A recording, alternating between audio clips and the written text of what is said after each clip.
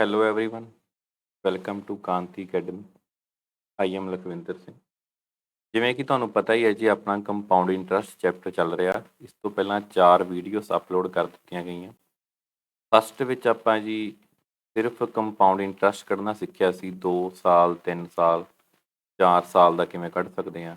Second video ਵਿੱਚ ਦੇਖਿਆ ਸੀ ਵੀ 2 ਸਾਲ 2 ਮਹੀਨੇ 4 ਮਹੀਨੇ ਦਿੱਤੇ ਹੋਣ, 6 ਮਹੀਨੇ ਦਿੱਤੇ ਹੋਣ, 8 ਮਹੀਨੇ ਦਿੱਤੇ ਹੋਣ, ਉਹਨੂੰ ਕਿਵੇਂ ਫਾਈਂਡ ਕਰਨਾ।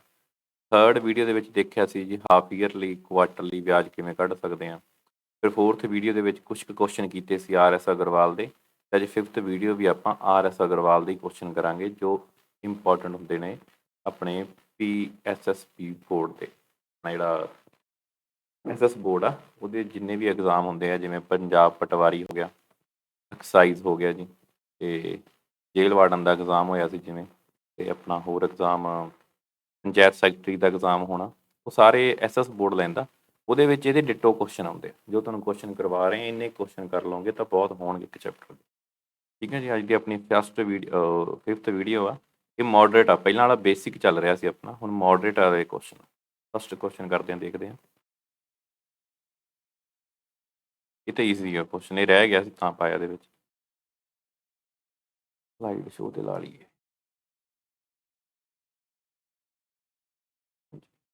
The compound interest on rupees 30,000 at 7% per annum is 4347 ਰੁਪਏ। ਉਹ ਕਹਿੰਦੇ ਆ ਜੀ ਕੰਪਾਊਂਡ ਇੰਟਰਸਟ ਆਪਾਂ ਨੂੰ ਦਿੱਤਾ ਹੋਇਆ 4347 ਰੁਪਏ। ਇਹਦੇ ਉੱਪਰ 30,000 ਪ੍ਰਿੰਸੀਪਲ 30,000, CI ਦਿੱਤਾ ਹੋਇਆ ਜੀ 4347। ਠੀਕ ਹੈ ਜੀ।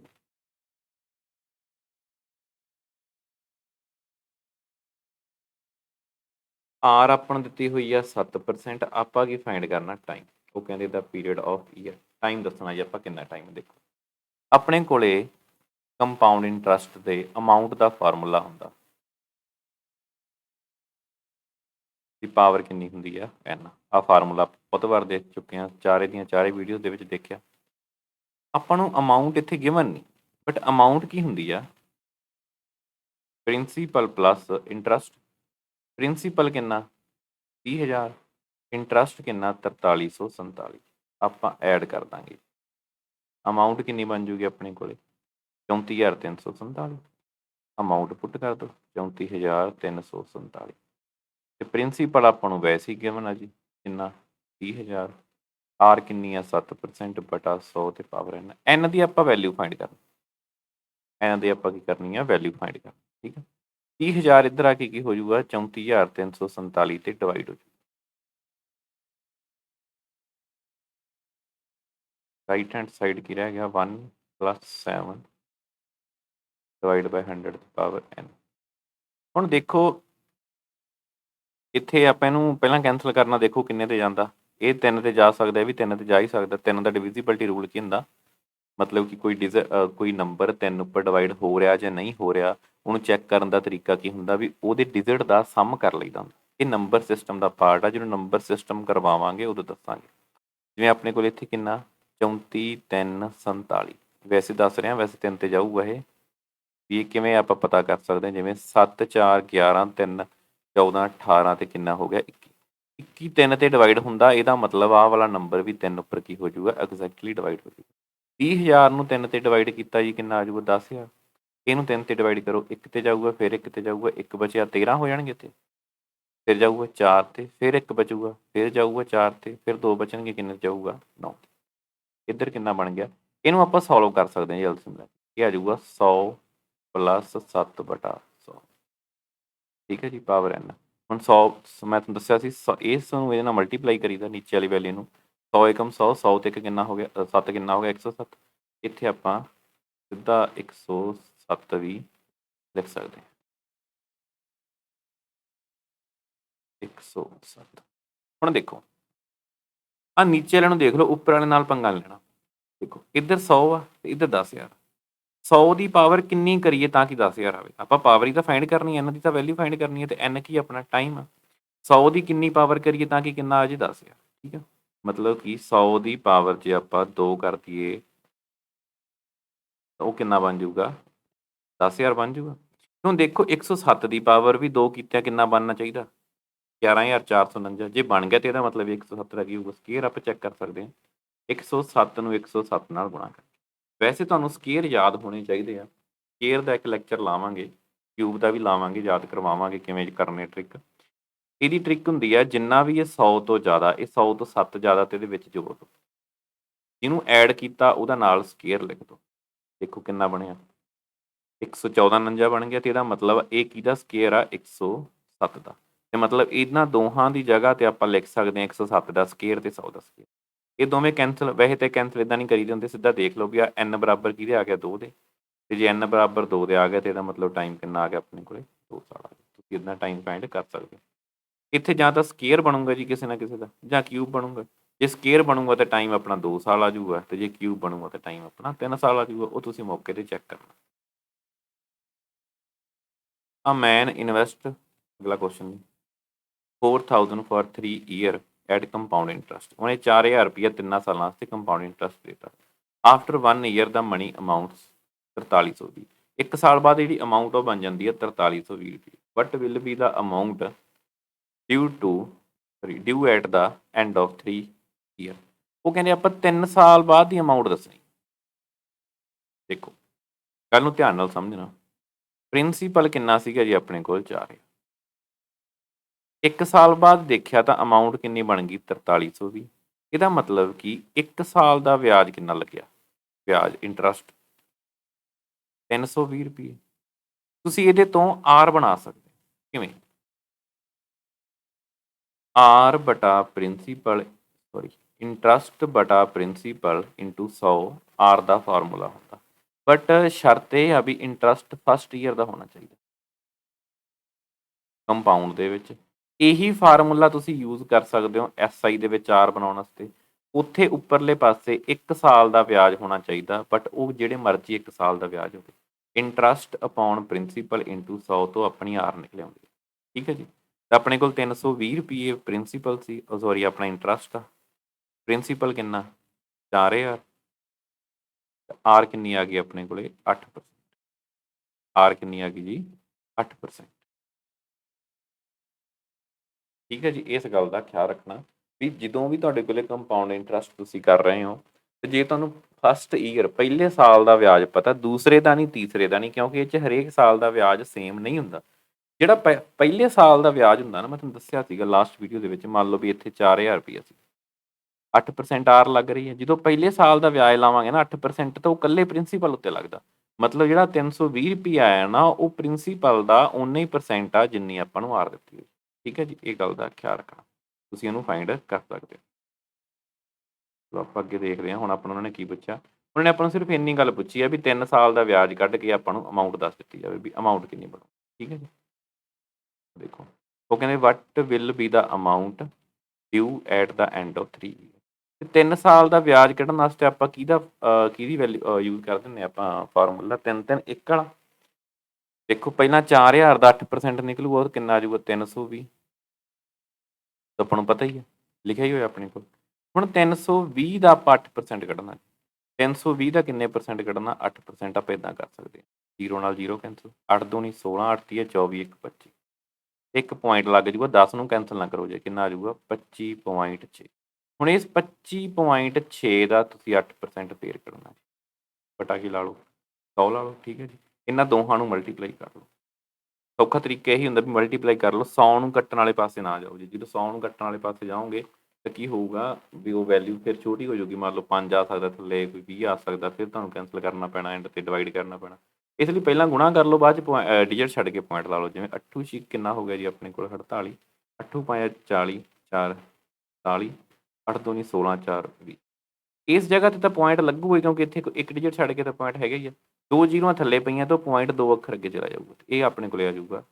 2.48 2.048 ਸੌਰੀ ਗੁਣਾ ਕਰ ਲਓ ਜੀ ਕਿੰਨਾ ਬਣ ਗਿਆ ਆਪਣੇ ਕੋਲ 960 ਰੁਪਏ ਇਹਨੂੰ ਗੁਣਾ ਕਰ ਲਓ 25 ਤੀਆ 75 ਤੇ 6 ਤੀਆ 18 ਇਹ ਬਣ ਜਾਊਗਾ 76.8 ਠੀਕ ਹੈ ਜੀ ਤਾਂ ਕਿੰਨਾ ਬਣ ਜਾਊਗਾ 2.048 ਹੁਣ ਦੇਖੋ ਉਹਨਾਂ ਨੇ ਨੀਅਰੈਸਟ ਰੁਪੀਜ਼ ਪੁੱਛਿਆ ਨੀਅਰੈਸਟ मतलब कि ਆਪਾਂ ਪੁਆਇੰਟਾਂ ਵਾਲਾ ਅੱਖਰ ਪਿੱਛੋਂ ਛੱਡ ਵੀ ਸਕਦੇ ਹਾਂ, ਤਾਂ ਐਡ ਕਰ ਲਓ ਇਹਨਾਂ ਨੂੰ। ਜਦੋਂ ਐਡ ਕਰਾਂਗੇ ਆਪਾਂ 960 ਮੈਂ ਇੱਧਰ ਉੱਧਰ ਲਿਖਤਾ, ਥੋੜ੍ਹਾ ਜਿਹਾ ਦੁਬਾਰਾ ਲਿਖ ਲੈਂਦੇ ਹਾਂ। 2.0 8 4 8 8 3 ਤੇ 10 ਆਪਣੇ ਕੋਲੇ ਵਿਆਜ ਬਣ ਗਿਆ ਜੀ 1038 ਰੁਪਈਏ ਤੇ 84 ਪੈਸੇ ਕਹਿ ਸਕਦੇ ਹੋ, ਜਾਂ ਤੁਸੀਂ ਆਹ ਲਾਸਟ ਵਾਲੀ ਅਮਾਊਂਟ ਛੱਡ ਦਿਓ ਇਹਨੂੰ ਨਾ ਲਓ, ਕਿਉਂਕਿ ਉਹਨਾਂ ਨੇ ਨੀਅਰੈਸਟ ਗਿਆ ਅਪਰੋਕਸੀਮੇਟਲੀ। ਨੀਅਰੈਸਟ ਦਾ ਮਤਲਬ ਕਹਿੰਦਾ ਅਪਰੋਕਸੀਮੇਟਲੀ। ਅਮਾਊਂਟ ਪੁੱਛੀਏ ਤਾਂ ਕੀ ਕਰਾਂਗੇ ਜੀ, ਆਪਾਂ ਪ੍ਰਿੰਸੀਪਲ ਦੇ ਵਿੱਚ ਐਡ ਕਰ ਦਾਂਗੇ। ਇਹ ਆਨਸਰ ਗਲਤ ਲੱਗਣ ਤੇ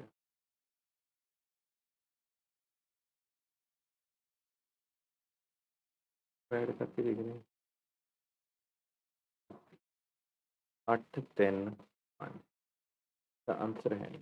ਦੇਖੋ ਆਪਣੇ ਕੋਲ ਹੈਗਾ ਜੀ ਆਨਸਰ 5038 ਬਣਿਆ ਜੀ ਆਪਣੇ ਕੋਲ। ਆਪਾਂ ਨੀਅਰੈਸਟ ਵੈਲਿਊ ਦੱਸਣੀ ਤੇ ਇਹਦੇ ਨੇੜੇ ਵੈਲਿਊ ਕਿਹੜੀ ਆ ਰਹੀ ਹੈ, 5039 ਆਪਣਾ ਆਨਸਰ ਆ। ਠੀਕ ਹੈ ਜੀ, ਨੀਅਰੈਸਟ ਵੈਲਿਊ। ਅਗਲਾ ਕੁਐਸਚਨ ਦੇਖੋ। The principal that amounts to fees 4913 in 3 year at 6 ਸਹੀ 1/4% per annum compound interest compounded annually। ਉਹ ਕਹਿੰਦੇ ਦਾ ਪ੍ਰਿੰਸੀਪਲ, ਆਪਾਂ ਪ੍ਰਿੰਸੀਪਲ ਫਾਈਂਡ ਕਰਨਾ ਡੈਟ ਅਮਾਊਂਟਸ ਟੂ, ਜੋ ਕਿ ਬਣ ਚੁੱਕਿਆ 3 ਸਾਲਾਂ ਵਿੱਚ ਕਿੰਨਾ 4913 ਰੁਪਏ ਬਣ ਚੁੱਕਿਆ। ਕਿੰਨੇ ਸਾਲਾਂ 'ਚ 3 ਸਾਲਾਂ 'ਚ ਕਿੰਨੀ ਰੇਟ ਤੇ 6 ਸਹੀ 1/4% ਤੇ ਬਣ ਚੁੱਕਿਆ।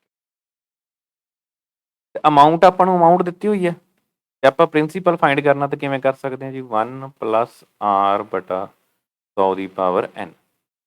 ਅਮਾਊਂਟ ਆਪਾਂ ਨੂੰ ਪਤਾ 4913, ਪ੍ਰਿੰਸੀਪਲ ਆਪਾਂ ਫਾਈਂਡ ਕਰਨਾ। ਆਰ ਕਿੰਨੀ ਆ ਧਿਆਨ ਨਾਲ ਦੇਖੋ 6 ਚੌਂਗਾ 24 ਤੇ ਇੱਕ ਕਿੰਨਾ ਹੋ ਗਿਆ 25/4। ਤੁਸੀਂ ਇੱਥੇ ਲਿਖ ਸਕਦੇ ਹੋ 25/4 ਦੇ ਬਟਾ 100 ਉੱਪਰ ਪਾਵਰ 3। 3 ਸਾਲ ਆਪਾਂ ਨੂੰ ਗਿਵਨ ਆ। ਠੀਕ ਹੈ ਜੀ, ਹੁਣ ਗੱਲ ਨੂੰ ਧਿਆਨ ਨਾਲ ਸੁਣੋ। ਤੁਸੀਂ ਆਹ 4 ਨੂੰ ਥੱਲੇ ਲੈ ਕੇ ਆਉਣਾ, ਜਦੋਂ ਇਸ ਤਰ੍ਹਾਂ ਦੀ ਵੈਲਿਊ ਹੋਵੇ ਜਿਵੇਂ 25/4 ਸੀ, ਉਹਦੇ ਬਟਾ ਆਪਾਂ 100 ਕੀਤਾ ਤੇ 4 ਥੱਲੇ ਆ ਜਾਊ। ਇਸ ਤਰੀਕੇ ਨਾਲ ਹੋ ਜਾਊਗਾ ਗੁਣਾ। ਠੀਕ ਹੈ ਜੀ, ਇਹਨੂੰ ਇਹ 'ਤੇ ਕੈਂਸਲ ਕੀਤਾ 4 ਤੇ ਕਿੰਨਾ ਆ ਗਿਆ 1/16।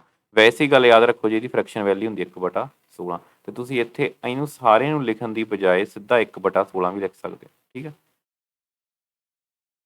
ਆਪਾਂ ਇਹਨੂੰ ਕੱਟ ਕਟਾ ਕੇ ਕੀ ਕਰ ਲਿਆ ਜੀ 1/16 ਕਰ ਲਿਆ। ਉੱਪਰ ਪਾਵਰ ਕਿੰਨੀ ਆ 3। 16 ਏਕਮ 16, 16 ਤੇ ਕਿੰਨਾ ਹੋ ਗਿਆ ਜੀ 17/16 ਤੇ ਕਿੰਨੇ ਵਾਰੀ ਆਊਗਾ 17/16 3 ਵਾਰ। ਠੀਕ ਹੈ ਜੀ, ਇੱਧਰਲੇ ਪਾਸੇ ਹੈਗਾ 4913 ਆਪਣੇ। ਹੁਣ ਗੱਲ ਯਾਦ ਰੱਖਣੀ ਹੈ, ਮੈਂ ਤੁਹਾਨੂੰ ਕਿਊਬ ਯਾਦ ਕਰਨ ਨੂੰ ਕਿਹਾ ਸੀਗਾ ਵੀ 25 ਤੱਕ ਕਿਊਬ ਯਾਦ ਕਰੋ। ਠੀਕ ਹੈ, ਜਿਵੇਂ 11 ਦਾ ਕਿਊਬ ਹੁੰਦਾ ਜੀ ਆਪਣੇ ਕੋਲ 13 31, 12 ਦਾ ਹੁੰਦਾ 17 28, ਫਿਰ 21 97, 27 44, 33 75, 40 96, 49 13। ਹੁਣ ਦੇਖੋ ਇਹ 11 12 13 14 15 16 17 ਆ ਦੇਖੋ ਆਹ 2 ਕਿਊਬ ਜੇ ਤੁਹਾਨੂੰ ਯਾਦ ਹੋਣ ਤਾਂ ਤੁਸੀਂ ਇਹਨੂੰ ਸੌਖਾ ਕਰ ਲਓਗੇ। ਦੇਖੋ 17 ਦਾ ਕਿਊਬ ਕਿੰਨਾ ਹੁੰਦਾ 49 13। ਇੱਧਰ ਵੀ ਕਿੰਨੇ ਵਾਰੀ 17 3 ਵਾਰੀ, ਇਹਦਾ ਮਤਲਬ ਤਿੰਨੇ 17 ਕੈਂਸਲ ਹੋ ਜਾਣਗੇ 49 13 ਤੇ ਕੀ ਰਹਿ ਜਾਊਗਾ 16 ਗੁਣਾ 16 ਗੁਣਾ 16। ਇਹ ਬਟੇ ਵਾਲੀ ਵੈਲਿਊ ਦੂਸਰੀ ਸਾਈਡ ਜਾ ਕੇ ਕੀ ਹੋ ਜਾਊਗੀ ਗੁਣਾ ਹੋ ਜਾਊਗੀ, ਤੇ 16 ਦਾ ਕਿਊਬ ਕਿੰਨਾ ਹੁੰਦਾ 40 96 ਤੇ ਬਰਾਬਰ ਕੀ ਰਹਿ ਗਿਆ ਇਹ 30 ਦੇ। ਇਹਦਾ ਮਤਲਬ ਆਪਣੇ ਕੋਲ ਪ੍ਰਿੰਸੀਪਲ ਕਿੰਨਾ ਆ ਗਿਆ 40 96 ਆਪਣਾ ਆਨਸਰ। ਜਦੋਂ ਵੀ ਸਾਲ 3 ਹੋਣ ਉਹ ਤੁਹਾਨੂੰ ਕਿਊਬ ਯਾਦ ਹੋਣੇ ਚਾਹੀਦੇ ਜੀ 25 30 ਤੱਕ, ਤੇ ਤੁਸੀਂ ਆਨਸਰ ਸੌਖੇ ਤਰੀਕੇ ਨਾਲ ਕੱਢ ਸਕਦੇ ਹੋ। ਨਹੀਂ ਤੁਹਾਨੂੰ ਕੀ ਕਰਨਾ ਪੈਣਾ ਸੀ, ਇਕੱਲਾ 17 ਇੱਥੇ ਕੱਢਦੇ, ਫਿਰ ਦੂਸਰਾ 17 ਇੱਥੇ ਕੱਢਦੇ, ਫਿਰ ਤੀਸਰਾ 17 ਇੱਥੇ ਕੱਢਦੇ, ਫਿਰ ਕਈਆਂ ਨੂੰ 17 ਦਾ ਪਹਾੜਾ ਨਹੀਂ ਆਉਂਦਾ ਹੁੰਦਾ, ਫਿਰ ਉਹ ਗੁਣਾ ਕਰ ਵੇਖਦੇ ਆ ਜੀ, ਪਹਿਲਾਂ 2 ਤੇ ਜਾਊ, ਫਿਰ 3 ਤੇ ਜਾਊ, ਕਿ 4 ਤੇ ਜਾਊ, ਕਿ 5 ਤੇ ਜਾਊ। ਠੀਕ ਹੈ, ਇਸ ਲਈ ਕਿਊਬ ਵੀ ਯਾਦ ਕਰੋ ਤੇ ਟੇਬਲ ਵੀ ਯਾਦ ਕਰੋ। ਆਪਣੇ ਪ੍ਰਾਈਮ ਨੰਬਰਸ ਦੇ ਟੇਬਲ ਜ਼ਰੂਰ ਯਾਦ ਕਰਿਆ ਕਰੋ। ਮੈਂ ਵਜ੍ਹਾ ਦੱਸ ਦਿੰਦਾ ਮਾੜੀ ਜੀ, ਪ੍ਰਾਈਮ ਨੰਬਰ ਕਿਹੜੇ ਕਿਹੜੇ 13 17 19 23 ਤੇ 29। ਦੁਬਾਰਾ ਲਿਖ ਦਿੰਦਾ ਕਾਲੇ ਰੰਗ 'ਚ 13 17 19 23 ਤੇ 29। ਤੁਹਾਨੂੰ ਇਹ ਪੇਪਰ 'ਚ ਬਚਾ ਲੈਣਗੇ। ਕਿਵੇਂ ਦੇਖੋ, ਹੁਣ ਜੇ ਇੱਥੇ ਹੀ ਆਪਣੇ ਕੋਲ ਕੋਈ ਵੈਲਿਊ ਇੱਦਾਂ ਦੀ ਆ ਗਈ, ਮੰਨ ਲਓ ਵੀ ਤੁਸੀਂ 4254 ਨੂੰ 18 ਤੇ ਕੱਟੋ, ਤੁਹਾਨੂੰ ਮੰਨ ਲਓ 18 ਦਾ ਪਹਾੜਾ ਨਹੀਂ ਹੁੰਦਾ, ਤੁਸੀਂ ਇਹਨੂੰ 2 ਤੇ ਕੱਟ ਲਓਗੇ, ਇਹਨੂੰ ਵੀ 2 ਤੇ ਕੱਟ ਲਓਗੇ। ਠੀਕ ਹੈ, ਛੋਟਾ ਜੂ 9 ਦਾ ਤਾਂ ਹੁੰਦਾ ਹੀ ਹੋਊਗਾ। ਜੇ ਇੱਥੇ 19 ਆ ਗਿਆ ਤਾਂ ਤੁਸੀਂ ਇਹਨੂੰ ਕੱਟ ਕੇ ਛੋਟਾ ਨਹੀਂ ਕਰ ਸਕਦੇ, ਨਾ 2 ਤੇ ਨਾ 3 ਤੇ ਨਾ 5 ਤੇ ਨਾ 7 ਤੇ। ਠੀਕ ਆ, ਤੁਹਾਨੂੰ ਕੀ ਕਰਨਾ ਪੈਣਾ, ਇਹਨੂੰ 19 ਦੇ ਟੇਬਲ ਤੇ ਕੈਂਸਲ ਕਰਨਾ ਪੈਣਾ, ਤਾਂ ਹੀ ਹੋਊਗਾ ਜੇਕਰ ਆਪਾਂ ਨੂੰ 19 ਦਾ ਟੇਬਲ ਹੁੰਦਾ ਹੋਊਗਾ। ਠੀਕ ਹੈ ਜੀ।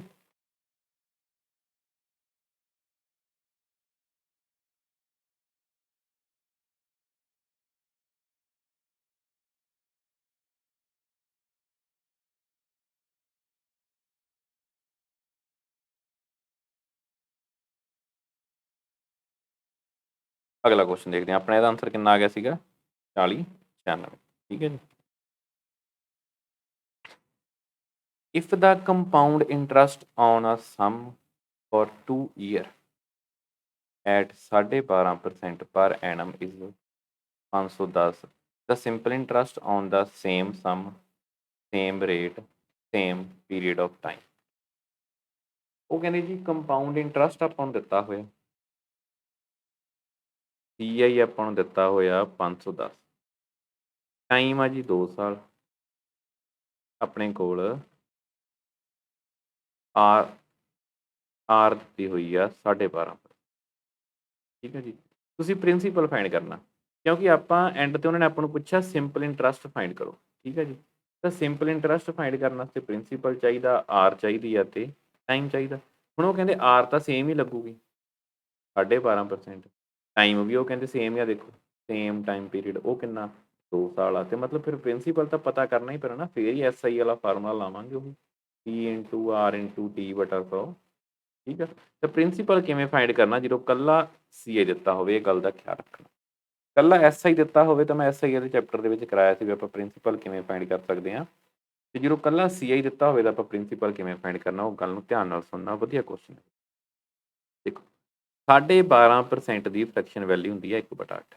ਜੇ ਨਹੀਂ ਬਣਾਉਣੀ ਆਉਂਦੀ ਤਾਂ ਇੱਦਾਂ ਬਣਾ ਲਓ, 12 ਦੂਣਾ 24 ਤੇ ਕਿੰਨਾ ਹੁੰਦਾ 25/2। ਮੈਂ ਕਿਹਾ ਬਟੇ ਕੀ ਲੱਗ ਜੂਗਾ ਇਹਦੇ 100। ਠੀਕ ਹੈ, ਬਟੇ ਕੀ ਲੱਗ ਜੂਗਾ ਇਹਦੇ 100, ਕਿਉਂਕਿ ਪਰਸੈਂਟ ਵਾਲਾ, ਇਹਨੂੰ ਇੱਥੇ ਕੈਂਸਲ ਕੀਤਾ 4 ਤਾਂ ਕਿੰਨਾ ਆ ਗਿਆ 1/8। ਹੁਣ ਇਹਦਾ ਕੀ ਮਤਲਬ ਹੈ, ਜੇ ਇਹ ਪ੍ਰਿੰਸੀਪਲ ਆ ਤਾਂ ਇਹ ਆਪਣੀ ਇੰਟਰਸਟ, ਮਤਲਬ ਕਿ ਜੇ ਆਪਾਂ 8 ਰੁਪਏ ਵਿਆਜ ਤੇ ਦਿੰਦੇ ਹਾਂ ਤਾਂ 1 ਸਾਲ ਦੇ ਵਿੱਚ 1 ਰੁਪਿਆ ਵਿਆਜ ਆਊਗਾ 12.5% ਦੇ ਹਿਸਾਬ ਨਾਲ, ਕਿਉਂਕਿ 12.5% 100 ਦਾ 8ਵਾਂ ਹਿੱਸਾ। ਠੀਕ ਹੈ। ਅਮਾਊਂਟ ਕਿੰਨੀ ਬਣੂਗੀ ਆਪਣੀ 9/8। ਕਿੰਨੀ ਅਮਾਊਂਟ ਬਣੂਗੀ 9/8। ਇਹ 1 ਸਾਲ ਦੀ ਬਣੂਗੀ ਤੇ ਦੂਸਰੇ ਸਾਲ ਵੀ ਕਿੰਨੀ ਬਣੂਗੀ 9/8, ਤੇ ਦੋਹਾਂ ਨੂੰ ਮਲਟੀਪਲਾਈ ਕਰ ਲਓ, ਨਾਮ 81 8 8 64। ਇਹਦਾ ਕੀ ਮਤਲਬ ਆ ਵੀ 2 ਸਾਲ ਦਾ ਜਿਹੜੀ ਆਪਣੀ ਰੇਸ਼ੋ ਬਣੂਗੀ ਜਾਂ ਜਿਹੜੀ ਫ੍ਰੈਕਸ਼ਨ ਬਣੂਗੀ ਆਪਣੀ ਅਮਾਊਂਟ ਤੇ ਪ੍ਰਿੰਸੀਪਲ ਦੀ, ਉਹ ਕਿੰਨੀ ਬਣੂਗੀ 81/64। ਇਹ ਗੱਲ ਨੂੰ ਸਮਝੋ ਧਿਆਨ ਨਾਲ ਵੀ ਜੇ 64 ਰੁਪਏ ਆਪਾਂ ਪ੍ਰਿੰਸੀਪਲ ਦੇਵਾਂਗੇ ਤਾਂ 2 ਸਾਲ ਬਾਅਦ ਆਪਾਂ ਉਸ ਬੰਦੇ ਤੋਂ 81 ਰੁਪਏ ਵਾਪਸ ਲੈਣ ਵਾਲੇ ਹੋ ਜਾਵਾਂਗੇ ਸਣੇ ਆਪਣੇ ਵਿਆਜ। ਠੀਕ ਹੈ ਜੀ। ਹੁਣ ਦੇਖੋ ਜੇ 64 ਹਿੱਸੇ ਆਪਣੇ ਕੋਲ ਪ੍ਰਿੰਸੀਪਲ ਆ, 81 ਹਿੱਸੇ ਅਮਾਊਂਟ ਆ, ਤੇ ਇਹਨਾਂ ਦੋਹਾਂ ਨੂੰ ਮਾਈਨਸ ਕਰ ਲਓ, ਕਿੰਨੇ ਹਿੱਸੇ ਬੱਚੇ 17। ਤੇ ਇਹਦਾ ਮਤਲਬ ਇਹ ਕੀ ਆਪਣਾ CI ਹੈ। ਨੋਰਮਲ ਜੀ ਗੱਲ ਆ ਵੀ ਜੇ ਆਪਾਂ 64 ਰੁਪਏ ਉਹਨੂੰ ਦਿੱਤੇ ਹੋ, ਆਪਾਂ ਨੂੰ 81 ਮੋੜ ਗਿਆ ਤਾਂ 17 ਰੁਪਏ ਵਿਆਜ ਮੋੜ ਕੇ ਗਿਆ, 17 ਹਿੱਸੇ ਵਿਆਜ ਦੇ ਬਰਾਬਰ ਆ, ਤੇ ਵਿਆਜ ਕਿੰਨਾ ਦਿੱਤਾ ਹੋਇਆ ਦੇਖੋ ਧਿਆਨ ਨਾਲ, ਬਦਲੀਏ ਵਿਆਜ ਕਿੰਨਾ ਦਿੱਤਾ ਹੋਇਆ 510। ਇੱਕ ਹਿੱਸੇ ਦੀ ਵੈਲਿਊ ਕਿੰਨੀ ਆ ਜੂਗੀ, ਸਾਰਾ ਹੀ ਇਹਦਾ ਹੋ ਗਿਆ, ਆਪਣੇ ਕੋਲ ਕਿੰਨੀ ਆ ਜੂਗੀ 30, ਕਿਉਂਕਿ 17 ਤੇ ਕਿੰਨੇ ਹੁੰਦੇ 51। ਆਪਾਂ ਕਿੰਨੇ ਹਿੱਸਿਆਂ ਦੀ ਵੈਲਿਊ ਫਾਈਂਡ ਕਰਨੀ ਹੈ, ਧਿਆਨ ਨਾਲ ਦੇਖੋ 64 ਹਿੱਸਿਆਂ ਦੀ, ਤੇ ਇਹਨੂੰ ਗੁਣਾ ਕਿੰਨੇ ਨਾਲ ਕਰ ਦਾਂਗੇ ਆਪਾਂ 30 ਗੁਣਾ 64, ਤੇ 64 ਤੀਆ ਹੁੰਦੇ ਆ 192। ਇਹਦਾ ਮਤਲਬ ਆਪਣੇ ਕੋਲ ਪ੍ਰਿੰਸੀਪਲ ਕਿੰਨਾ ਆ ਗਿਆ 1920। ਆਹੀ ਚੀਜ਼ ਤਾਂ ਆਪਾਂ ਫਾਈਂਡ ਕਰਨੀ, ਕਿਉਂਕਿ ਜਦੋਂ ਪ੍ਰਿੰਸੀਪਲ ਆ ਗਿਆ ਤਾਂ ਆਪਾਂ SI ਵੀ ਫਾਈਂਡ ਕਰ ਸਕਦੇ ਹਾਂ। ਠੀਕ ਆ, ਬਟ ਹੁਣ ਇਹਨੂੰ ਕਰਨ ਦਾ ਤਰੀਕਾ ਕੀ ਹੁੰਦਾ ਧਿਆਨ ਨਾਲ ਦੇਖੋ, ਵੈਸੇ ਤੁਸੀਂ ਇਹੀ ਤਰੀਕਾ ਸਿੱਖ ਲਓ ਸੌਖਾ, ਕਰੇ ਆਪਾਂ ਨੂੰ ਰਫ ਕਰ ਲਈਏ ਮਾੜਾ ਜਿਹਾ। ਆਪਾਂ ਕੀ ਫਾਈਂਡ ਕਰਨਾ ਜੀ SI।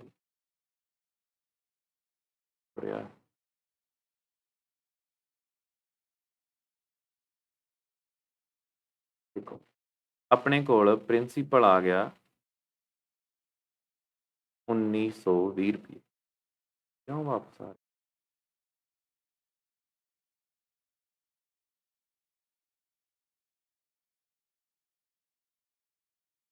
ਕਰ ਲੈਂਦੇ ਹਾਂ ਸਾਈਡ ਜੀ ਤੇ। SI ਦਾ ਕੀ ਫਾਰਮੂਲਾ ਹੁੰਦਾ ਜੀ P×R×T/100। ਠੀਕ ਹੈ ਜੀ। ਤੇ ਆਪਣਾ ਪ੍ਰਿੰਸੀਪਲ ਆ ਗਿਆ 1920, ਆਰ ਕਿੰਨੀ ਹੈ ਜੀ ਆਪਣੀ, ਤੁਸੀਂ ਆਰ ਦੀ ਜਗ੍ਹਾ ਤੇ 1/8 ਲਿਖ ਸਕਦੇ ਹੋ ਜੀ, 12.5 ਲਿਖਣ ਦੀ ਬਜਾਏ। ਮੈਂ ਦੱਸਿਆ ਹੋਇਆ ਜੀ SI ਦੇ ਵਿੱਚ ਕਰਵਾਇਆ ਸੀ ਵੀ ਜੇ ਆਪਾਂ ਫ੍ਰੈਕਸ਼ਨ ਦੇ ਵਿੱਚ ਆਰ ਲਿਖਦੇ ਹਾਂ ਨਾ ਤਾਂ ਆਪਾਂ ਨੂੰ ਬਟਾ 100 ਲਾਉਣ ਦੀ ਲੋੜ ਨਹੀਂ ਪੈਂਦੀ, ਤੇ ਟਾਈਮ ਕਿੰਨਾ 2, ਤੇ ਹੁਣ ਇੱਥੇ 100 ਨਹੀਂ ਲੱਗੂਗਾ, ਇਹ 8 ਨੂੰ ਇਹਦੇ ਉੱਪਰ ਕੈਂਸਲ ਕਰ ਲਓ, ਪਹਿਲਾਂ 4 ਆ ਜਾਊਗਾ, ਤੇ 4 ਨੂੰ ਇਹਦੇ ਉੱਤੇ ਕੈਂਸਲ ਕਰ ਲਓ, ਕਿੰਨੇ ਜਗ੍ਹਾ 64 16 ਕਿੰਨੇ ਬਚ ਗਏ 3, 8 ਚੌਂਕਾ 32, ਦਾ ਆਨਸਰ ਕਿੰਨਾ ਆ ਗਿਆ ਆਪਣੇ ਕੋਲ 480। ਇਹੀ ਤਾਂ ਆਪਾਂ ਫਾਈਂਡ ਕਰਨਾ ਸੀ, ਕੀ ਫਾਈਂਡ ਕਰਨਾ ਸੀਗਾ ਆਪਾਂ SI ਫਾਈਂਡ ਕਰਨਾ ਸੀ 480 ਰੁਪਇਆ। ਅਗਲਾ ਕੁਐਸਚਨ ਦੇਖਦੇ The simple interest on a certain sum of money for 3 years at 8% per annum is half the compound interest on 4,000 for 2 years at 10% per annum sum placed on simple interest। ਠੀਕ ਹੈ ਜੀ। ਉਹ ਕਹਿੰਦੇ ਜਿਹੜਾ simple interest ਉੱਤੇ ਆਪਾਂ ਦਿੱਤੇ ਆ ਪੈਸੇ ਉਹ ਫਾਈਂਡ ਕਰਨੇ ਆ। ਧਿਆਨ ਨਾਲ ਕੁਐਸਚਨ ਪੜੋ। The simple interest on a certain sum of money for 3 year 8%। ਸਧਾਰਨ ਵਿਆਜ ਵਾਲੇ ਪਾਸੇ ਆਪਣੇ ਕੋਲੇ ਟਾਈਮ ਦਿੱਤਾ ਹੋਇਆ 3 ਸਾਲ ਤੇ ਆਰ ਕਿੰਨੀ ਆ ਜੀ 8%। ਇਹਦਾ ਆਪਾਂ ਨੂੰ ਪ੍ਰਿੰਸੀਪਲ ਵੀ ਨਹੀਂ ਪਤਾ ਤੇ ਐਸਆਈ ਵੀ ਨਹੀਂ ਪਤਾ। ਉਹ ਕਹਿੰਦੇ ਜਿਹੜਾ ਇਹਦੇ ਤੇ ਵਿਆਜ ਆਉਂਦਾ ਨਾ ਸਿੰਪਲ ਇੰਟਰਸਟ ਆਉਂਦਾ is half the compound interest. ਉਹ ਕਹਿੰਦੇ ਜਿਹੜਾ ਸਿੰਪਲ ਇੰਟਰਸਟ ਆ ਨਾ ਉਹ ਕੰਪਾਊਂਡ ਇੰਟਰਸਟ ਦਾ ਹਾਫ ਆ। ਤਾਂ ਫਿਰ ਆਪਾਂ ਪਹਿਲਾਂ ਕੰਪਾਊਂਡ ਇੰਟਰਸਟ ਫਾਈਂਡ ਕਰਾਂਗੇ ਕਿਹਦੇ ਉੱਪਰ 4000 ਉੱਪਰ ਟਾਈਮ ਕਿੰਨਾ 2 ਸਾਲ ਤੇ ਆਰ ਕਿੰਨੀ ਆ 10%।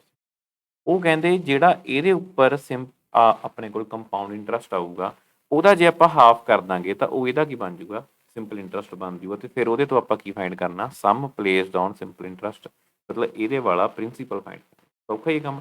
ਪਹਿਲਾਂ ਇਹਦਾ SCI ਕੱਢ ਲਾਂਗੇ ਉਹਦਾ ਹਾਫ ਕਰਕੇ ਇੱਥੇ ਲਿਖ ਦਾਂਗੇ ਤੇ ਬਾਅਦ 'ਚ ਪ੍ਰਿੰਸੀਪਲ ਵਾਲਾ ਫਾਰਮੂਲਾ ਲਾ ਦਾਂਗੇ। ਕਿਵੇਂ ਦੇਖੋ CI ਕਿਵੇਂ ਕੱਢਾਂਗੇ ਜੀ ਆਪਾਂ 2 ਸਾਲ ਆ ਤੇ 2 ਸਾਲ ਦਾ ਕੀ ਫਾਰਮੂਲਾ ਹੁੰਦਾ 21 ਵਾਲਾ। ਪਹਿਲਾਂ ਇਹਦਾ 10% ਕੱਢਾਂਗੇ 400 ਆ ਜਾਊਗਾ। 400 ਦਾ 10% ਕਿੰਨਾ ਆ ਗਿਆ 40 ਤਾਂ ਕਿੰਨਾ ਬਣ ਗਿਆ 800 ਤੇ 40 ਰੁਪਏ। ਠੀਕ ਆ 840 ਦਾ ਆਪਾਂ ਹਾਫ ਕਰਤਾ ਕਿੰਨਾ ਆ ਗਿਆ 420। ਤਾਂ ਮਤਲਬ ਇੱਧਰਲੇ ਪਾਸੇ SI ਕਿੰਨਾ 420 ਆ। ਧਿਆਨ ਨਾਲ ਪੜ੍ਹ ਲਓ ਜੇ is half the compound interest ਜਿਹੜਾ ਸਿੰਪਲ ਇੰਟਰਸਟ ਆ ਕੰਪਾਊਂਡ ਇੰਟਰਸਟ ਦਾ ਕੀ ਆ ਹਾਫ ਆ। ਠੀਕ ਹੈ ਜੀ। ਹੁਣ ਦੇਖੋ ਪ੍ਰਿੰਸੀਪਲ ਫਾਈਂਡ ਕਰਨਾ ਤੇ ਪ੍ਰਿੰਸੀਪਲ ਦਾ ਕੀ ਫਾਰਮੂਲਾ ਹੁੰਦਾ SI ਵਾਲੇ ਦਾ SI into 100 ਡਿਵਾਈਡ 'ਚ ਜੋ ਬਚਦਾ R ਤੇ T। SI ਕਿੰਨਾ ਆਇਆ ਜੀ 420 ਗੁਣਾ 100 ਤੇ R ਕਿੰਨੀ ਹੈ ਜੀ 8% ਤੇ ਟਾਈਮ ਕਿੰਨਾ 3 ਸਾਲ। ਠੀਕ ਹੈ ਜੀ। ਕੈਂਸਲ ਕਰ ਲਓ 14 ਤੀਆ 42 ਹੁੰਦਾ। ਓਕੇ ਆਪਣੇ ਕੋਲ 140 ਆ ਗਿਆ। ਇਹਨੂੰ ਕੈਂਸਲ ਕਰ ਲਓ 4 ਦੇ ਟੇਬਲ ਤੇ 25 ਇਹਨੂੰ 4 ਦੇ ਟੇਬਲ ਤੇ ਕੈਂਸਲ ਕੀਤਾ 2 ਤੇ ਇਹਨੂੰ 2 ਤੇ ਕੈਂਸਲ ਕੀਤਾ 70 25 ਗੁਣਾ 70 25 7 ਹੁੰਦੇ 175 ਤਾਂ ਪ੍ਰਿੰਸੀਪਲ ਕਿੰਨਾ ਆ ਗਿਆ 1750 ਆਪਣਾ ਆਨਸਰ। ਠੀਕ ਹੈ ਜੀ। ਅਗਲਾ ਕੁਐਸਚਨ ਦੇਖਦੇ ਹਾਂ। The difference between compound interest and simple interest on a sum for 2 year at 8% is rupees 768 ਦਾ ਸਮ। ਦੇਖੋ ਉਹ ਕਹਿੰਦੇ ਜੀ ਮੰਨ ਲਓ ਆਪਣੇ ਕੋਲ ਇੱਕ ਪ੍ਰਿੰਸੀਪਲ ਆ ਕੋਈ ਨਾ ਉਹਦੇ ਉੱਪਰ 8% ਆਰ ਲੱਗ ਰਹੀ ਹੈ ਤੇ ਟਾਈਮ ਕਿੰਨਾ 2 ਸਾਲ। ਇਹ ਕੁਐਸਚਨ ਇੰਪੋਰਟੈਂਟ ਹੈ ਜੀ ਪੇਪਰ 'ਚ ਆਇਆ ਹੋਇਆ ਤੇ ਆਊਗਾ ਵੀ ਤੁਹਾਨੂੰ ਪੇਪਰ 'ਚ ਤਾਂ ਪੱਕਾ ਆਊਗਾ ਗਰੰਟੀ। ਉਹ ਕਹਿੰਦੇ ਜੇਕਰ ਆਪਾਂ ਇਹੀ ਸਾਰਾ ਕੁਝ ਇੱਕ ਪਾਸੇ CI ਤੇ ਦਿੱਤਾ ਹੋਵੇ ਤੇ ਇੱਕ ਪਾਸੇ SI ਤੇ ਦਿੱਤਾ ਹੋਵੇ ਤੇ ਤੁਹਾਨੂੰ ਪਤਾ ਕੰਪਾਊਂਡ ਇੰਟਰਸਟ ਵੱਧ ਆਊਗਾ ਤੇ ਉਹ ਕਿੰਨਾ ਵੱਧ ਆਉਂਦਾ 768 ਰੁਪਏ ਵੱਧ। ਠੀਕ ਹੈ ਜੀ। ਇਹ ਆਪਣਾ ਦਿੱਤਾ ਹੈ ਵੀ ਦੋਵਾਂ ਦਾ ਡਿਫਰੈਂਸ ਕਿੰਨਾ 768 ਤੇ ਆਪਾਂ ਕੀ ਫਾਈਂਡ ਕਰਨਾ ਪ੍ਰਿੰਸੀਪਲ ਫਾਈਂਡ ਕਰਨਾ। ਇਹਦਾ ਫਾਰਮੂਲਾ ਹੁੰਦਾ ਜੀ D2 ਦਾ। D2 ਦਾ ਮਤਲਬ ਹੁੰਦਾ ਡਿਫਰੈਂਸ ਆਫ 2 ਈਅਰ 2 ਸਾਲ ਦਾ। ਇੱਕ D3 ਦਾ ਹੁੰਦਾ ਮੈਂ ਦੋਵੇਂ ਦੱਸੂਗਾ। ਇਹ ਹੁੰਦਾ ਜੀ PR ਸਕੇਅਰ ਡਿਵਾਈਡ ਬਾਈ 100 ਦਾ ਸਕੇਅਰ। ਆਹ ਫਾਰਮੂਲਾ ਯਾਦ ਕਰ ਲਓ ਆਨਸਰ ਆਪਣਾ ਨਿਕਲ ਗਿਆ। ਹੁਣ ਤੁਸੀਂ ਇਹ ਨਾ ਪੁੱਛੋ ਜੇ ਵੀ ਇਹ ਫਾਰਮੂਲਾ ਕਿੱਥੋਂ ਆਇਆ ਕਿਉਂਕਿ ਇਹ ਫਾਰਮੂਲਾ ਦੱਸਣ ਲੱਗ ਗਿਆ ਤਾਂ 5-7 ਮਿੰਟ ਖਰਾਬ ਹੋ ਜਾਣੇ। ਤੁਸੀਂ ਇਹਨੂੰ ਯਾਦ ਕਰ ਲਓ ਵੀ ਆਹ 2 ਸਾਲ ਦਾ ਫਾਰਮੂਲਾ ਹੁੰਦਾ। D3 ਕੀ ਹੁੰਦਾ PR square 300 plus R divide by 100 ਦਾ ਕਿਊਬ। ਠੀਕ ਹੈ ਜੀ। 100 ਦਾ ਕਿਊਬ। ਬਹੁਤ ਸਾਰੇ ਤਰੀਕੇ ਹੁੰਦੇ ਜੀ ਇਹਨਾਂ ਨੂੰ ਕਰਨ ਦੇ ਬਟ ਤੁਸੀਂ ਨਹੀਂ ਉਲਝਣਾ ਜੀ। ਤੁਸੀਂ ਇਸੇ ਤਰੀਕੇ ਨਾਲ ਹੀ ਕਰਨਾ ਸੌਖਾ ਰਹਿੰਦਾ। 1 ਅੱਧਾ ਮਿੰਟ ਹੀ ਲੱਗਦਾ। 1 ਅੱਧਾ ਮਿੰਟ ਵੀ ਮੈਂ ਜ਼ਿਆਦਾ ਬੋਲਦਾ। ਜਿਵੇਂ ਆਪਾਂ 2 ਸਾਲ ਦਾ ਫਾਈਂਡ ਕਰਨਾ ਤੇ D2 ਕਿੰਨਾ ਆਪਣੇ ਕੋਲ 768। ਪ੍ਰਿੰਸੀਪਲ ਆਪਾਂ ਫਾਈਂਡ ਕਰਨਾ R ਕਿੰਨੀ ਹੈ 8 8 8 ਕਿੰਨਾ ਹੋ ਜੂਗਾ 64 ਕਿਉਂਕਿ ਸਕੇਅਰ ਤੇ ਡਿਵਾਈਡ 'ਚ ਕਿੰਨਾ ਆ ਗਿਆ ਜੀ ਆਪਣੇ ਕੋਲ 10000। ਹੁਣ ਇਹਨਾਂ ਦੋਹਾਂ ਨੂੰ ਕੈਂਸਲ 10000 ਨੂੰ ਕੈਂਸਲ ਨਾ ਕਰੋ ਕਿਉਂਕਿ ਜੀਰੋਆਂ ਸਾਰਿਆਂ ਦੇ ਪਿੱਛੇ 4 ਜੀਰੋਆਂ ਹੀ ਇਹਦਾ ਮਤਲਬ 4 ਜੀਰੋਆਂ ਤਾਂ ਲੱਗਣਗੀਆਂ। 64 ਨੂੰ ਕੈਂਸਲ ਕਰ ਲਓ ਇਹਦੇ ਉੱਪਰ ਵੀ ਕਿੰਨੇ ਤੇ ਜਾਂਦਾ। ਇਹਨੂੰ ਪਹਿਲਾਂ 8 ਦੇ ਟੇਬਲ ਤੇ ਕੈਂਸਲ ਕਰ ਲਓ ਜੀ ਇੱਧਰ 8 ਆ ਜਾਊਗਾ। ਇਹਨੂੰ 8 ਦੇ ਟੇਬਲ ਤੇ ਕੈਂਸਲ ਕਰ ਲਓ 9 8 ਨਾਲ 72 ਹੁੰਦਾ 4 ਵੱਜ ਗਏ 8 ਕਿੰਨੇ ਹੁੰਦੇ 48 ਤਾਂ ਕਿੰਨਾ ਹੁੰਦਾ 12 8 96 ਤੇ 10000 ਨੂੰ 12 ਨਾਲ ਗੁਣਾ ਕੀਤਾ ਤਾਂ ਕਿੰਨਾ ਆ ਜਾਊਗਾ 4 ਜੀਰੋਆਂ ਤੇ ਪ੍ਰਿੰਸੀਪਲ ਕਿੰਨਾ ਆ ਗਿਆ 1,20,000 C ਆਪਸ਼ਨ ਆ ਗਈ। ਕੰਮ ਸੌਖਾ ਹੀ ਹੈ। ਜੇ 3 ਸਾਲ ਦਾ ਦਿੱਤਾ ਹੁੰਦਾ ਤਾਂ ਆਪਾਂ 3 ਸਾਲ ਵਾਲੇ ਫਾਰਮੂਲੇ 'ਚ ਪੁੱਟ ਕਰ ਦਿੰਦੇ ਆਪਣਾ ਆਨਸਰ ਆ ਜਾਂਦਾ। ਠੀਕ ਹੈ ਜੀ। ਅਗਲੀ ਵੀਡੀਓ 'ਚ ਕਰਾ ਦਾਂਗੇ 3 ਸਾਲ ਵਾਲਾ ਵੀ। ਓਕੇ ਇਹ ਯਾਦ ਰੱਖੋ ਜੇ ਵੀ D2 ਕੀ ਹੁੰਦਾ D2 ਇਕੁਅਲ ਹੁੰਦਾ PR ਸਕੇਅਰ ਡਿਵਾਈਡ ਬਾਈ 100 ਦਾ ਸਕੇਅਰ। ਹਮੇਸ਼ਾ ਡਿਫਰੈਂਸ ਆਫ 2 ਈਅਰ ਕਿਹਦੇ ਬਰਾਬਰ ਹੁੰਦਾ PR ਸਕੇਅਰ ਡਿਵਾਈਡ ਬਾਈ 100 ਦਾ ਸਕੇਅਰ। ਤੇ ਆਨਸਰ ਤੁਹਾਡਾ ਆਰਾਮ ਨਾਲ ਆ ਜਾਊਗਾ। ਅਗਲਾ ਕੁਐਸਚਨ ਵੀ ਇਸੇ ਤੇ ਹੈ, the difference between the compound interest and simple interest, the difference between the compound interest and simple interest required on an amount 18,000 in 2 year was 405 ਰੁਪਏ। ਦੇਖੋ ਹੁਣ ਆਪਾਂ ਨੂੰ ਉਹਨਾਂ ਨੇ ਪ੍ਰਿੰਸੀਪਲ ਦੇਤਾ 18,000, D2 ਵੀ ਦੇਤਾ। D2 ਕਿੱਥੋਂ ਮੈਨੂੰ ਪਤਾ ਲੱਗਿਆ, ਕਿਉਂਕਿ 2 ਸਾਲ ਆ ਤੇ ਡਿਫਰੈਂਸ ਦਿੱਤਾ ਤਾਂ 2 ਸਾਲ ਦਾ D2 ਹੀ ਹੋਊਗਾ 405। ਤੇ ਟਾਈਮ ਤਾਂ ਤੁਹਾਨੂੰ ਪਤਾ ਹੀ ਹੈ 2 ਸਾਲ, ਕਿਉਂਕਿ D2 ਤੋਂ ਹੀ ਪਤਾ ਲੱਗ ਗਿਆ। ਆਪਾਂ ਹੁਣ R ਫਾਈਂਡ ਕਰਨਾ, ਫਾਰਮੂਲਾ ਉਹੀ ਹੈ, ਭਾਵੇਂ ਤੁਸੀਂ D2 ਫਾਈਂਡ ਕਰਨਾ ਹੋਵੇ ਜਾਂ ਪ੍ਰਿੰਸੀਪਲ ਫਾਈਂਡ ਕਰਨਾ ਹੋਵੇ ਜਾਂ R ਫਾਈਂਡ ਕਰਨੀ ਹੋਵੇ, ਤੁਸੀਂ ਇੱਕ ਹੀ ਫਾਰਮੂਲੇ 'ਚ ਪੁੱਟ ਕਰਨਾ, ਕਿਉਂਕਿ ਇਹਨਾਂ ਦੋਹਾਂ ਵਿੱਚੋਂ ਇੱਕ ਦੋ ਚੀਜ਼ਾਂ ਦਿੱਤੀਆਂ ਹੋਣਗੀਆਂ, ਤਿੰਨਾਂ ਦੇ ਵਿੱਚੋਂ ਤੇ ਤੀਸਰੀ ਪੁੱਛੀ ਹੋਊਗੀ, ਜਾਂ ਆਹ ਦੋਵੇਂ ਦੇ ਦੇਣਗੇ ਇਹ ਪੁੱਛਿਆ ਹੋਊਗਾ, ਜਾਂ ਇਹ ਦੋਵੇਂ ਦੇ ਦੇਣਗੇ ਤਾਂ ਆਹ ਪੁੱਛਿਆ ਹੋਊਗਾ, ਆਹ ਦੋਵੇਂ ਦੇ ਕੇ ਤਾਂ ਆਹ ਵਾਲਾ ਪੁੱਛਿਆ ਹੋਊਗਾ। ਠੀਕ ਹੈ, ਇਸ ਲਈ ਆਪਾਂ ਉਲਝਣਾ ਨਹੀਂ, ਕੰਮ ਸੌਖਾ ਹੀ ਹੈ। D2 ਕਿਹਦੇ ਬਰਾਬਰ ਹੁੰਦਾ, ਆਪਾਂ ਹੁਣ ਇਹ ਲਾਸਟ ਸਮਝ ਕੀਤਾ, PR ਸਕੇਅਰ। ਜਿਹੜੀ R ਸਕੇਅਰ ਆ ਨਾ, ਸਕੇਅਰ ਆ ਇਕੱਲਾ, ਉਹ R ਦੇ ਉੱਪਰ ਹੁੰਦਾ। ਠੀਕ ਹੈ, ਇਹ ਗੱਲ ਦਾ ਖਿਆਲ ਰੱਖਣਾ, P ਦਾ ਸਕੇਅਰ ਨਾ ਕਰਦੇ ਸੀ, ਡਿਵਾਈਡ ਬਾਈ 100 ਦਾ ਸਕੇਅਰ। ਪ੍ਰਿੰਸੀਪਲ ਤੁਹਾਨੂੰ ਪਤਾ ਹੀ ਹੈ ਜੀ 18,000 ਆਪਾਂ ਨੂੰ ਗਿਵਨ। D2 ਕਿੰਨਾ 405 ਤੇ ਡਿਵਾਈਡ 'ਚ ਕਿੰਨਾ ਆ ਜਾਊਗਾ ਆਪਣੇ ਕੋਲ 10,000।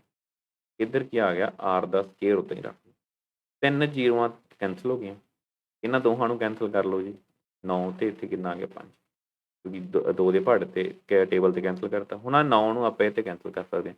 ਇਹਨੂੰ ਇਹ ਲੱਗਦਾ ਵੀ ਇੱਥੇ ਵਿਚਾਲੇ ਇਕੁਅਲ ਪਿਆ, ਇਹਨਾਂ ਨੂੰ ਕੈਂਸਲ ਕਿਵੇਂ ਕਰਾਂਗੇ, ਨਹੀਂ ਜੀ ਕੈਂਸਲ ਹੋ ਜਾਂਦੇ ਆ, ਜਦੋਂ ਇਕੁਅਲ ਹੋਵੇ ਵਿਚਾਲੇ ਉੱਪਰਲੀਆਂ ਵੈਲਿਊਸ ਉੱਪਰ ਕੈਂਸਲ ਹੋ ਜਾਂਦੀਆਂ, ਨੀਚੇ ਵਾਲੀਆਂ ਨੀਚੇ ਕੈਂਸਲ ਹੋ ਜਾਂਦੀਆਂ। ਜਿਹਦੇ ਨੀਚੇ ਕੁਛ ਹੁੰਦਾ ਤਾਂ 5 ਨਾਲ ਕੈਂਸਲ ਹੋ ਜਾਣਾ ਸੀ। ਕਿਉਂ, ਕਿਉਂਕਿ ਜਦੋਂ ਮੰਨ ਲਓ ਆਪਾਂ 9 ਨੂੰ ਦੂਸਰੀ ਸਾਈਡ ਲਿਜਾਵਾਂਗੇ ਤਾਂ ਡਿਵਾਈਡ 'ਚ ਹੋ ਜਾਊਗਾ, ਤੇ ਡਿਵਾਈਡ 'ਚ ਹੋ ਕੇ 405 ਤੇ ਕੱਟਿਆ ਜਾਊਗਾ, ਤੇ ਇਸ ਲਈ ਇੱਥੇ ਹੀ ਕੱਟ ਸਕਦੇ ਹੋ ਤੁਸੀਂ। 9 ਨੂੰ ਇੱਥੇ ਕੱਟਾਂਗੇ, 9 ਚੌਂਕਾ 36, 4 ਬਚ ਗਏ, 9 5 45, ਤੇ 5 ਨੂੰ ਦੂਸਰੀ ਸਾਈਡ ਲਿਜਾ ਕੇ ਗੁਣਾ ਕਰ ਦਿਓ, 45 ਗੁਣਾ 5 ਕਿੰਨਾ ਹੁੰਦਾ ਜੀ 225। ਇੱਧਰ ਕੀ ਬਚ ਗਿਆ ਆਪਣੇ ਕੋਲੇ, R ਦਾ ਸਕੇਅਰ। ਠੀਕ ਹੈ ਜੀ, R ਸਕੇਅਰ ਤੁਹਾਨੂੰ ਦੱਸਿਆ ਸੀਗਾ, ਜਦੋਂ ਵੀ ਕਿਸੇ ਉੱਪਰ ਸਕੇਅਰ ਹੋਵੇ ਤਾਂ ਸਕੇਅਰ ਹਮੇਸ਼ਾ ਦੂਸਰੀ ਸਾਈਡ ਜਾ ਕੇ ਕੀ ਬਣ ਜਾਂਦਾ, ਰੂਟ ਬਣ ਜਾਂਦਾ। ਤੇ 225 ਕਿਹਦਾ ਰੂਟ ਹੁੰਦਾ ਜੀ, 15 ਦਾ। ਇਹਦਾ ਮਤਲਬ 15 15 ਕਿੰਨੇ ਹੁੰਦੇ ਆ ਜੀ, 225 ਹੁੰਦੇ। ਠੀਕ ਹੈ, ਤੇ ਆਪਣੇ ਕੋਲੇ ਆਨਸਰ ਕਿੰਨਾ ਆ ਗਿਆ, 15% R ਲੱਗੀ। ਠੀਕ ਹੈ ਜੀ, ਕੁਐਸਚਨ ਪੂਰੇ ਹੋ ਗਏ ਜੀ ਆਪਣੇ। ਮੈਂ ਪਹਿਲਾਂ ਵੀਡੀਓਜ਼ ਦੇ ਵਿੱਚ ਵੀ ਦੱਸਿਆ ਜੀ ਵੀ ਇੱਕ ਬੈਚ ਸਾਡਾ ਚੱਲ ਰਿਹਾ ਸੁਬਾਹ 6 ਵਜੇ ਪੰਜਾਬ ਐਗਜ਼ਾਮ ਦੇ ਲਈ, ਦੂਸਰਾ ਚੱਲਦਾ ਜੀ 10 ਵਜੇ। ਠੀਕ ਹੈ ਜੀ, ਇੱਕ ਟਾਈਮ 'ਤੇ 2 ਬੈਚ, ਇੱਕ ਵਾਰੀ 2 ਬੈਚ ਚੱਲ ਰਹੇ ਆ। ਦੂਸਰਾ ਬੈਚ ਸ਼ਾਮ ਨੂੰ ਸਟਾਰਟ ਕਰਾਂਗੇ, ਹਲੇ ਨਹੀਂ ਸਟਾਰਟ ਕਰਦੇ। 6 AM ਵਾਲਾ ਬੈਚ ਇਸ ਲਈ ਸਟਾਰਟ ਕੀਤਾ ਵੀ ਕਈ ਬੰਦੇ ਜੋਬ ਕਰਦੇ ਹੁੰਦੇ ਆ ਜੀ, ਕੋਈ ਗੌਰਮੈਂਟ ਜੋਬ 'ਤੇ ਹੁੰਦਾ, ਕੋਈ ਠੇਕੇ 'ਤੇ ਹੁੰਦਾ। ਠੀਕ ਹੈ ਜੀ, ਕੋਈ ਕਿੱਥੇ ਪ੍ਰਾਈਵੇਟ ਜੋਬ ਕਰ ਰਿਹਾ ਹੁੰਦਾ, ਉਹਨਾਂ ਨੇ ਹੋਰ ਪੇਪਰ ਦੀ ਤਿਆਰੀ ਕਰਨੀ ਹੁੰਦੀ, ਅਤੇ ਇਸ ਲਈ ਉਹ ਸਵੇਰੇ ਸਵੇਰੇ ਆਪਾਂ ਉਹਨਾਂ ਦਾ ਕੰਮ 6 ਤੋਂ ਲੈ ਕੇ 9:30 ਜਾਂ 9 ਦੇ ਵਿੱਚ ਖਤਮ ਕਰ ਦਿੱਤਾ ਜੀ, 3 ਘੰਟੇ ਦੇ। ਠੀਕ ਹੈ, ਉਸ ਤੋਂ ਬਾਅਦ 10 ਵਜੇ ਬੈਚ ਚੱਲਦਾ, ਸਟੈਂਡਰਡ ਟਾਈਮ ਆ, ਜੋ ਫਰੀ ਹੈ ਉਹ 10 ਵਜੇ ਵੀ ਆਪਣਾ ਬੈਚ ਲਾ ਸਕਦੇ ਆ। ਆਫਲਾਈਨ ਬੈਚ ਨੀਅਰ ਮੰਗਾ ਪੈਟਰੋਲ ਪੰਪ, ਮਲੋਟ ਰੋਡ, ਸ਼੍ਰੀ ਮੁਕਤਸਰ ਸਾਹਿਬ। ਮੈਨੂੰ ਤੁਸੀਂ ਕੰਟੈਕਟ ਕਰ ਸਕਦੇ ਹੋ ਜੀ ਮੇਰੇ WhatsApp ਨੰਬਰ 'ਤੇ, ਕਾਲ ਵੀ ਕਰ ਸਕਦੇ ਹੋ, ਮੈਸੇਜ ਵੀ ਕਰ ਸਕਦੇ ਹੋ। ਕੋਈ ਡਾਊਟ ਆ ਮੈਥ ਦਾ ਤਾਂ ਤੁਸੀਂ ਮੈਨੂੰ ਮੈਸੇਜ ਕਰਕੇ ਸੈਂਡ ਕਰ ਸਕਦੇ ਹੋ, ਤੁਹਾਨੂੰ ਆਨਸਰ ਮਿਲ ਜੂਗਾ ਵੀਡੀਓ ਬਣਾ ਕੇ। ਠੀਕ ਹੈ ਜੀ, ਇਸ ਵੀਡੀਓ ਦਾ ਤੁਹਾਨੂੰ PDF ਸਾਡੇ ਟੈਲੀਗ੍ਰਾਮ ਚੈਨਲ 'ਤੇ ਮਿਲੂਗਾ, ਤੁਸੀਂ ਸਾਨੂੰ ਫੋਲੋ ਕਰ ਸਕਦੇ ਹੋ, Kanti academy Muktsar Telegram channel ਦੇ ਉੱਪਰ। ਠੀਕ ਹੈ, ਸਰਚ ਕਰੋਗੇ ਕਾਂਤੀ ਅਕੈਡਮੀ ਅਤੇ ਆਹ ਵਾਲਾ ਲੋਗੋ ਤੁਹਾਨੂੰ ਦਿਸੂਗਾ। ਠੀਕ ਹੈ ਜੀ, ਅਤੇ ਉਹਦੇ ਉੱਤੇ ਤੁਸੀਂ ਸਾਨੂੰ ਫੋਲੋ ਕਰ ਸਕਦੇ ਹੋ, ਤੁਹਾਨੂੰ ਮਿਲ ਜੂ। ਓਕੇ, ਅਗਲੀ ਵੀਡੀਓ 'ਚ ਮਿਲਦੇ ਹਾਂ, ਥੈਂਕ ਯੂ।